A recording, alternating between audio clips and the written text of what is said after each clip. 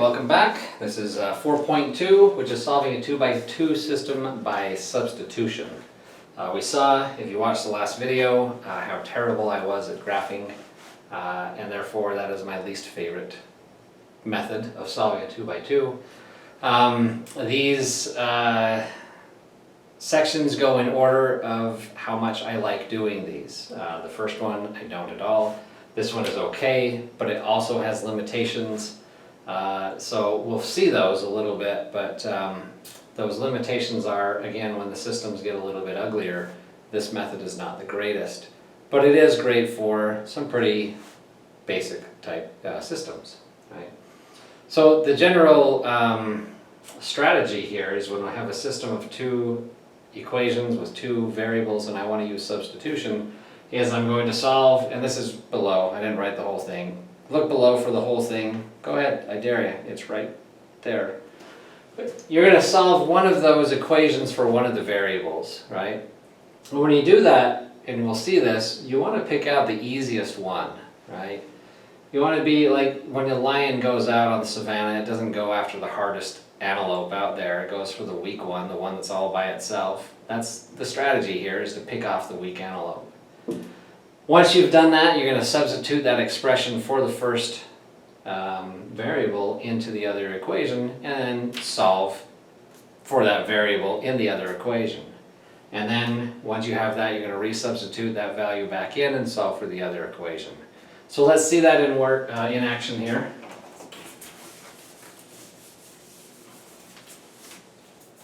Let's start with y equals x plus 2.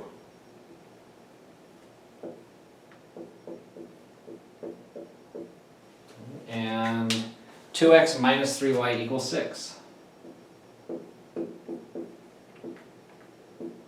Now this one was designed, it was obviously designed for substitution because I have one of the variables already solved. It's all by itself, it's already the weak little antelope taking a drink while its mom's over there. Morbid, but there it is, that's easy pickings. Y is already equal to x plus 2, so I'm going to take this x plus 2, because that's equivalent to y, I'm going to replace y in the other equation. So I get 2x minus 3 times, instead of y, now the expression x plus 2, because that's equivalent to y. And that's all equal to 6. And what I've done here is now I've gotten an equation that only has one variable. It's got an x and another x. There's no y's involved, right? I'll take and distribute this negative 3. So I still have 2x. This becomes minus 3x. Minus 3 times 2 is minus 6 is equal to 6. And then I'll solve. I'll solve for this x. So 2x minus 3x is negative x. Minus 6 is equal to 6. Add 6 to both sides. That gives me negative x is equal to 12. And so I'll divide each side by negative 1 or multiply each side by negative 1. But this gives me x equals negative 12. Right? And then I need to take this and resubstitute it into either one of these equations. But I'm going to pick the easy one. It's easy to put it in the top one. Negative 12 in here gives me y equals negative 12 plus 2, or y is negative 10. And I have my solution.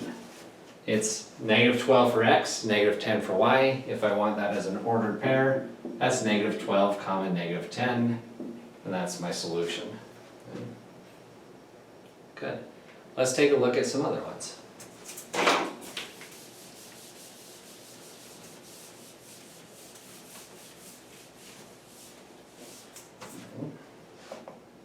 Now, that one was, again, designed so that it was obvious that that y was the one you want to solve for. That's not always going to be the case. Sometimes it'll be an equation you actually have to do something to solve for a variable. So I have 3x plus y equals 7 and 2x minus 3y equals 12. Right? So as I'm looking at these, I've got a couple of choices for variables. I could solve for the x down here, the y down here, the x up here, or the y up here. Each of these other variables is hanging on tight to mom, right? This x has a 2 hanging by it. That means if I try to solve this, I'd have to add the 3y over, end up dividing by a 2, and I'd have a fraction, and I don't like that, right? Same thing if I tried to solve for this y, I'd have to move the 2x over, divide by -3, end up with a fraction. So my bottom one's not great. Top one, I've got this x by a 3, again I'm going to end up with a fraction, but oh look at this, lonely little antelope. Pick it off, right? Solve for this y, it's the easiest one to solve for, and I do that by simply subtracting 3x to both sides.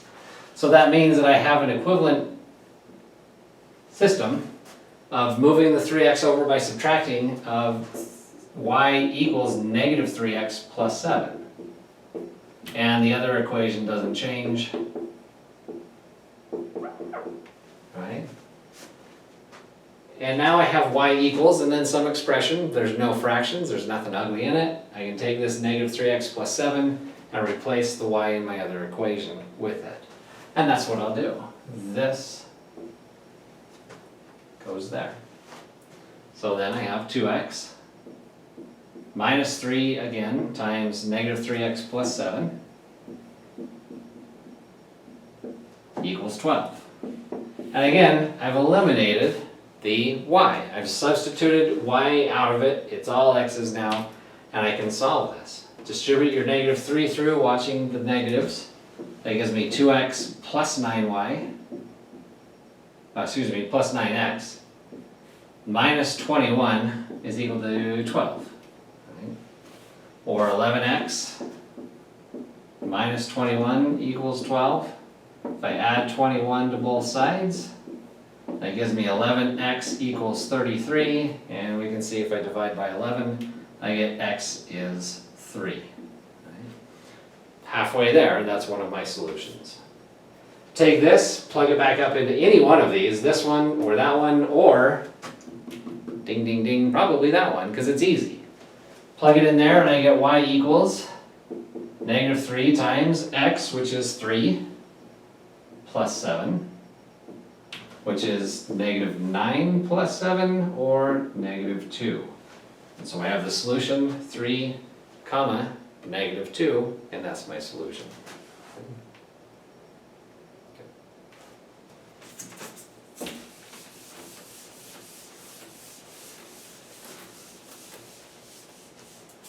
Okay. All right. Let's take a look at this guy. 5x plus 3y equals 13. And 2x plus 4y equals 8.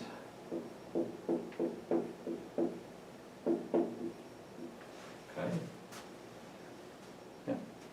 Now, as I'm looking at these, all of my little antelope hanging out there in the savannah are attached to something, right? And it's morbid, but here we go. We're going to have to figure out which one of these mothers isn't going to protect their baby, right? It's morbid. This is morbid math. But here we go. If I try to take this x out, I'm going to end up having to divide by a 5. That's tough. This 5 sucks. Because I'll get 3 over 5, I'm going to get 13 over 5. I don't want that. This y over here, the same story. I'll get a 5 over 3, a 13 over 3. I don't really want that either. I want to avoid taking some expression with fractions to plug into the other equation because I don't like fractions, essentially. If I take this, try to solve for this y, well, the 8 divided by 4 is nice, but then I'll have this 2 that gets divided by 4, and that's not great. But this x right here, 4 divided by 2 is 2, 8 divided by 2 is 4. This x is my weak link here.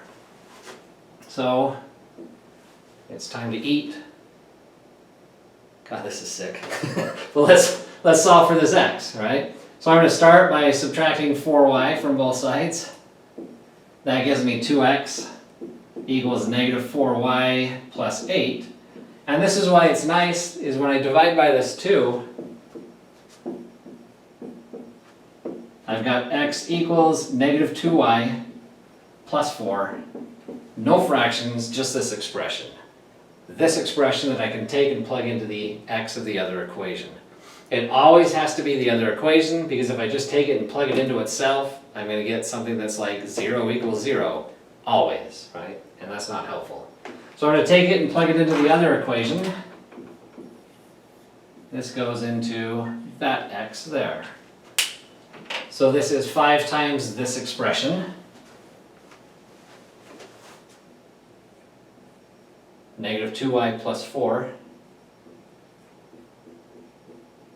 plus 3y equals 13. Okay. So I'll take this 5 and distribute it through. That gives me negative 10. Let's see where I can stand here. I think I'm okay. Negative 10y plus 20 plus 3 more y equals 13. All right. Negative 10y plus 3y is negative 7y plus 20 is equal to 13. And then if I subtract 20 from both sides, I get negative 7y equals negative 7. And you can see if I divide by negative 7, then y is 1. Right? And I'm halfway there. But since y is 1, I can plug that into any of my equations, including this one that I've simplified already. And so then I have x equals negative 2 times y, which is 1, plus 4. Or negative 2 plus 4, or 2. And that's my solution, is x equals 2, y equals 1, or the ordered pair 2, 1. And I'm done.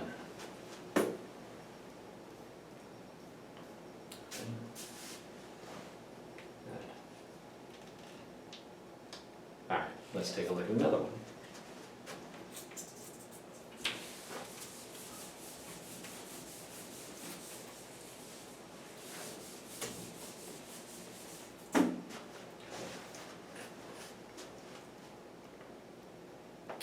Alright, x plus 3y equals 4.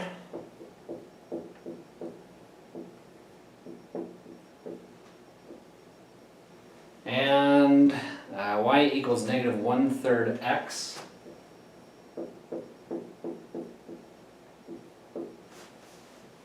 Plus 2.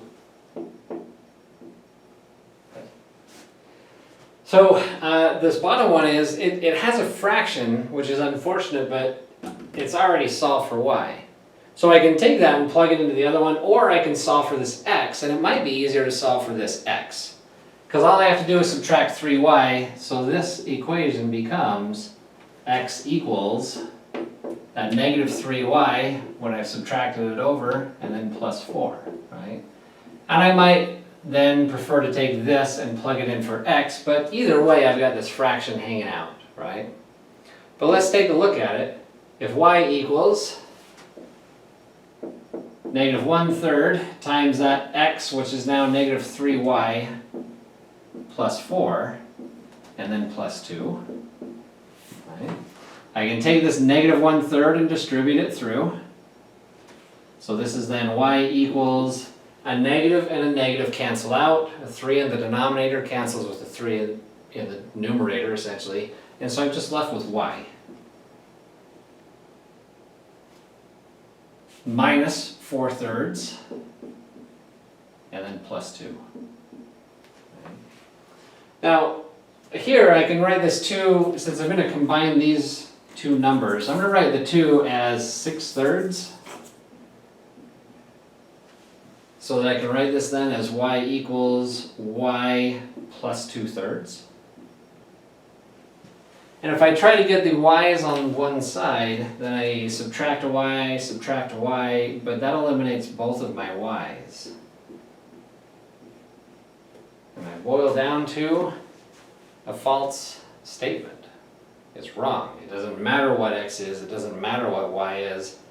This thing simplifies down to purely false value, right? And so if I boil down to false, there's no way that there's going to be an x and a y that's going to solve this.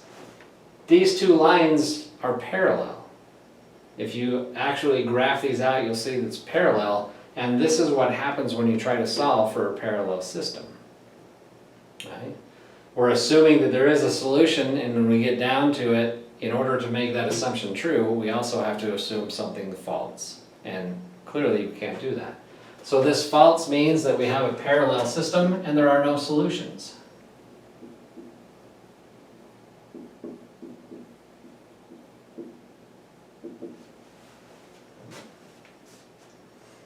And there we are. Let's take a look at one more of these.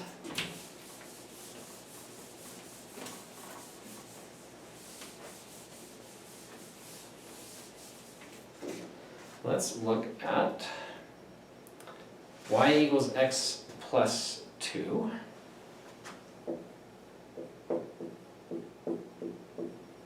And 3x minus 3y equals -6. Now the first one's already solved for y, so I'm just going to be very conveniently taking that and plugging it in for y there. That gives me 3x minus 3 times this y, which is x plus 2, equals -6. When I distribute that -3 through, that gives me 3x minus 3x minus 6 is equal to -6. And if I combine my x terms, I have 3x minus 3x, but that's 0, that's gone. So this is -6 equals -6. It doesn't depend on x, it doesn't tell us what x is, it's just true. It doesn't matter what x is, this is true. And if you graph these two lines, you'll note that they're the exact same line. And this is what happens when you assume that there's a solution. It doesn't matter what x value you choose, there's going to be a solution at that x value. And therefore there's infinitely many solutions here.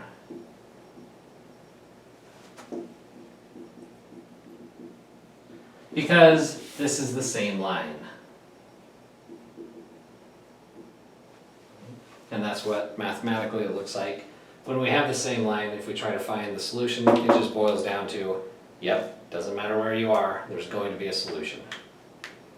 Doesn't matter where you are in x, there's going to be some y value that will solve it. Right, good. That's it for this one. I'll see you guys next time for 4.3.